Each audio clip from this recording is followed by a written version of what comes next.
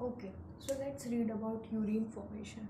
तो urine formation में क्या होता है? यूरिन फॉर्मेशन आपके 3 स्टेप का प्रोसेस है, ठीक है। क्या क्या क्या होता है उसमें आपका? सबसे पहले आपका ग्लोमेरुलर फिल्ट्रेशन होगा, फिर आपका रीअब्जॉर्प्शन होगा, फिर आपका सिक्रीशन होगा, ठीक है। और ये आपका डिफरेंट पार्ट ऑफ नेफ्रॉन्स में होता है, ठीक है। फर्स्ट स्टेप होता है आपका, फर्स्ट स्टेप क्या है आपका यूरिन फॉर्मेशन का? फिल्ट्रेशन ऑफ ब्लड, मतलब आपके ब्लड फिल्टर करेंगे, उससे एक्सक्रीटरी प्रोडक्ट्स निकालेंगे, ठीक है। तो पहला जो है आपका वो है filtration of blood which is carried out by glomerulus, इसीलिए हम इसको बोलते हैं ग्लोमेरुलर फिल्ट्रेशन, क्योंकि कौन कैरी कर रहा है आपका, ये किसके थ्रू हो रहा है आपका? ग्लोमेरुलस के थ्रू होता है। ऑन एन एवरेज 1100 से 1200 ml ऑफ ब्लड जो है वो किडनी पर मिनट फिल्टर करती है। कितना? 1100 से 1200 ml, विच इज़ रफली 1/5 of the blood pumped out by each ventricle of the heart in a minute. मतलब जो आपका 1100 से 1200 ml ब्लड आपकी किडनी फिल्टर कर रही है पर मिनट, वो रफली आपका 1/5 है जो कि आपका ईच वेंट्रिकल ब्लड पंप कर रहा है पर मिनट। मतलब जो वेंट्रिकल्स आपका ब्लड पंप कर रहे हैं उसका 1/5 पार्ट आपका किडनी में जाता है फॉर द फिल्ट्रेशन, ठीक है। उसके बाद बोल रहे हैं the glomerular capillaries blood cause filtration of blood through the 3 layer.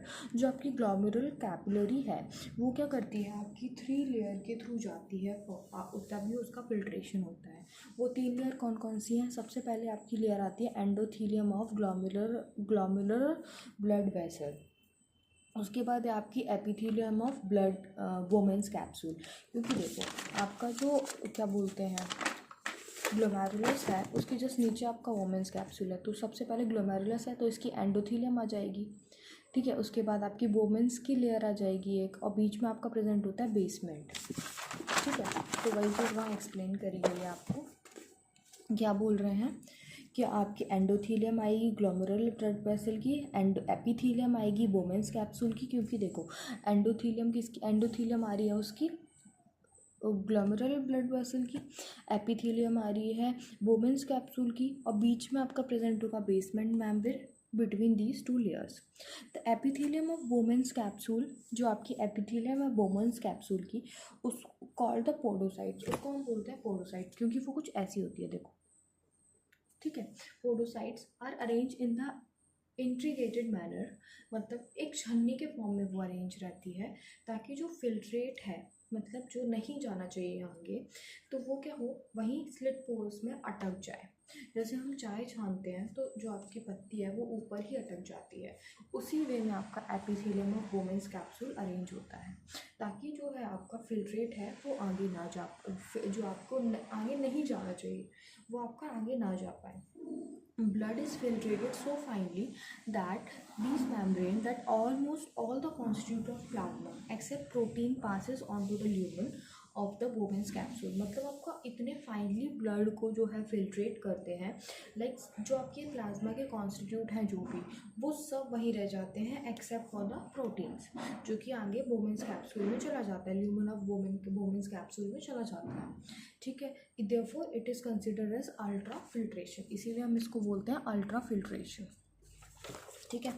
उसके बाद बताया गया है आपका the amount of filtrate form by the kidney पर minute is called glomerular filtration rate, GFR बोलते हैं। और GFR एक आपके हेल्थी इंडिविजुअल का होता है अप्रॉक्सीमेटली 150 ml पर minute, that is 180 litre per day.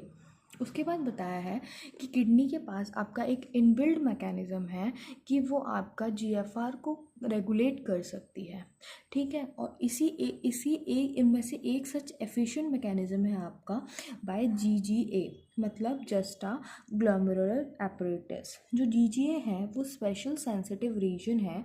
कैसे बनता है? जब आपका DCT के कुछ सेल्स और आपके एफरेंट आर्ट्रियोल के सेल्स मिलते हैं एक जगह पर, तो उनमें कुछ सेलुलर मॉडिफिकेशन होता है और उससे आपका ये एपरेटस GGA एपरेटस बनता है, ठीक है। और जब भी आपका जीएफआर में फॉल होगा तो आपका जीजे सेल्स जो है वो एक्टिवेट हो जाएंगे और वो रिलीज़ करेंगे renin which can stimulate the glomerular blood flow thereby GFR back to the normal.